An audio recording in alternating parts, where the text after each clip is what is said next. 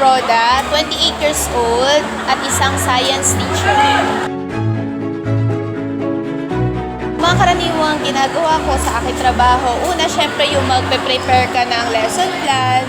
So, pag nag-prepare ka ng lesson plan, kasama din doon yung pagpe-prepare mo ng mga visual aids, like yung ngayon ginagamit namin usually ay mga PowerPoint presentation, yan. So, after nun, pag ready ka na, papasok ka na sa school, papasok ka na sa klase mo, magtuturo ka. After mo magturo, mag-provide ka ng mga activities sa mga bata para mas lalo nila ma-explore yung kanilang mga natutunan sa subject ko.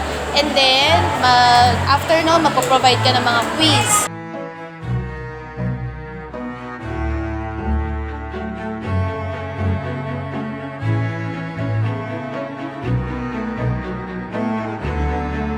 Ayan, madalas, actually araw-araw, di ba? Siguro oras-oras kailangan ko ng internet, ng cellphone.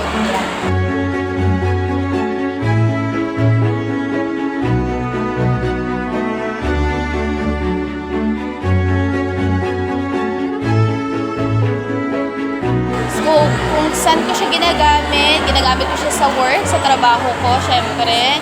At the same time, for communication as well. Kasi sa mga students ko, kapag may mga concern ako sila, and then may mga concern sila sa akin, even sa mga parents, sa family ko rin, for communication din. And study din, kasi nag-aaral din ako ng masteral.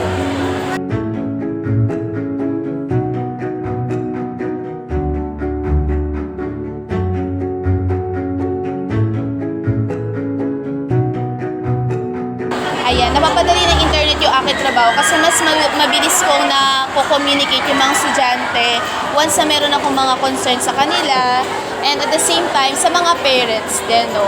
So na-communicate ko sila. At the same time, nagagamit ko rin yung internet ngayon, lalo na yung mga nauuso na mga AI applications, di ba?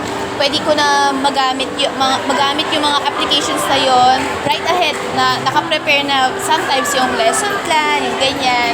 And at the same time, mabilis ko rin na-access yung mga kailangan ko sa internet, like yung mga different applications para sa mga learning materials. Ayan.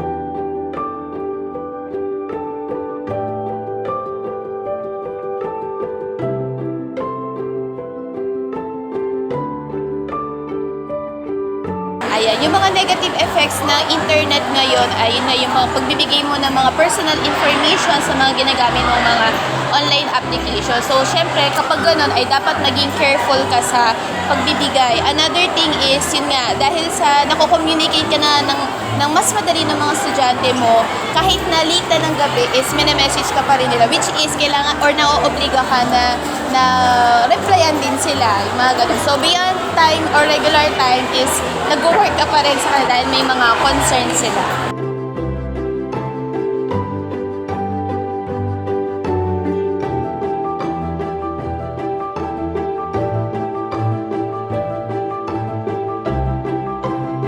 Ayan, syempre naman, oo, mas mapapadali yung trabaho ko, lalo na sa pagtuturo, kasi yung mga bata ngayon, di ba, mas gusto nila yung mas interactive sila, lalo na kapag ini-insert na sila ng mga technologies. So, mas nagiging active sila and maraming mga nagpa-participate dahil mas fun sila ng technology.